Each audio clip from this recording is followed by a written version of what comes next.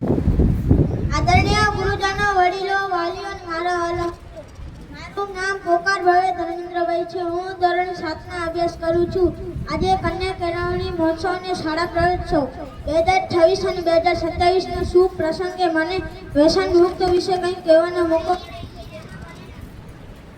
ખૂબ જ આનંદ થાય છે. આપણે જાણીએ છીએ કે વ્યસન એક બુરી આદત છે જે આપણા જીવનને બરબાદ કરી નાખે છે. તમાકુ, દારૂ, ગુટખા અને સિગરેટ જેવા અન્ય વ્યસનો આપણા શરીરને અંદરથી ખોખલું કરી નાખે છે, જે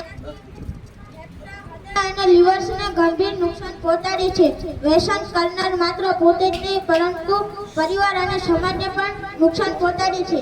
આજે નાના બાળકો પણ વ્યસનના શિકારી બની રહ્યા છે, તો તેનો દુઃખ આપણા સૌ ભેગા મળીને આ બંદીને દૂર કરવી પડશે. શાળામાં આપણે વ્યસન મુક્ત વિશે જાગૃતિ ફેલાવીએ, મિત્રોને સમજાવીએ કે વ્યસનથી દૂર રહેવું જરૂરી છે. ખાસ કરીને કન્યા કેળવણી મહોત્સવ અંતર્ગત દીકરીઓને ભણાવીએ છીએ. એક શિક્ષિત દીકરી પોતાના પરિવાર અને સમાજને પણ વ્યસન મુક્તનો સંદેશો પહોંચાડી શકે છે, તો પોતાના ભાઈઓ, પિતા અને પતિને પણ વ્યસનથી દૂર રહેવાનું સમજાવી શકે છે. નારી શક્તિ તે સમાજમાં સકારાત્મક પરિવર્તન લાવી શકે છે. આજે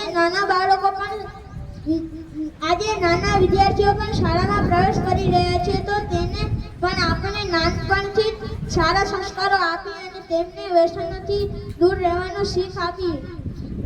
ચાલો આપણે સૌ પ્રતિજ્ઞા લઈએ કે આપણે પોતે ક્યારે વ્યસન નહીં કરીએ અને બીજાને પણ વ્યસનથી દૂર રહેવાની પ્રેરણા આપીશું. યાદ રાખો, વ્યસન મુક્ત જીવન એ સુખ અને સ્વસ્થ જીવનનો પાયો છે. આભાર.